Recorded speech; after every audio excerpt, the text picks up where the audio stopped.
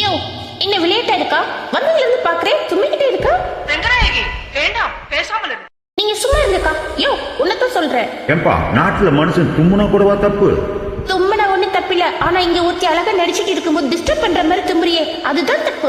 ஏமா, இந்த தும்மல், இருமல், விக்கல், கொட்டாவி, நல்லது கெட்டது, பசி, தூக்கம், பொறப்பு, இறப்பு, பணம், பட்டம், பதவி இதெல்லாம் கேட்டு வராது. தானா வரும். வந்தாலும் ஏன்னு கேட்க முடியாது, போனாலும் தடுக்க முடியாது. எச்சச்ச எச்சச்ச கச்சச்ச கச்சச்ச. இது வாசனா புத்து நூறு கிளப்பிட்டமா நீயும் பேசுறிய.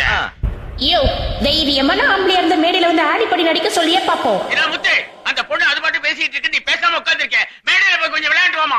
ஐயோ, நமக்கு எதுக்கு இந்த வேண்டாத வேலையெல்லாம்? ஏதோ சின்ன பொண்ணு தெரியாம பேசிடுச்சு. இப்படி சொன்னா இவர் கேட்க மாட்டாருப்பா. நாம தான் அவர் மேடையை ஏத்தி விடணுமா?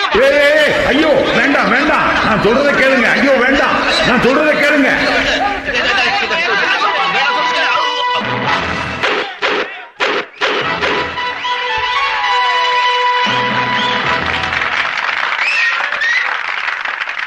பெண் பார்க்க வந்த மன்னவனின் மனதை புண்படுத்திய மருதநாட்டின் மகளே, ஆணின் அழகை முகத்தில் பார்க்காதே, அகத்தில் பார். மற்றவர்களின் மனதை புண்படுத்துவதற்கு பதிலாக நீ கூறிய அதே பதிலை கொஞ்சம் புன்னகையுடன் கூறிப்பார். அப்பொழுது நீ அறிவாய் அதில் இருக்கும் இனிமை.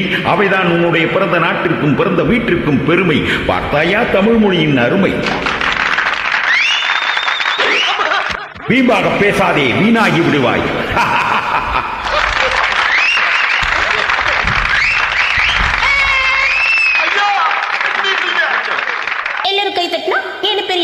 அவங்க கைதட்டித்தாமா எல்லாரும் பெரிய ஆளாகி இருக்காங்க. ராம பக்கம் வந்தியா இல்ல வம்புக்கு வந்தியா? வம்புக்கு நான் இழுக்கல.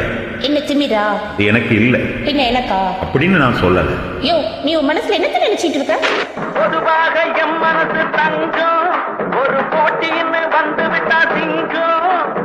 உண்மையே சொல்வேன், நல்லதே செய்வேன், வெற்றி மேல் வெற்றி வரும். ஆடுவோம் பாடுவோம் கொண்டாடுவோம், ஆனந்தம் காணுவோம் என்னாலும்.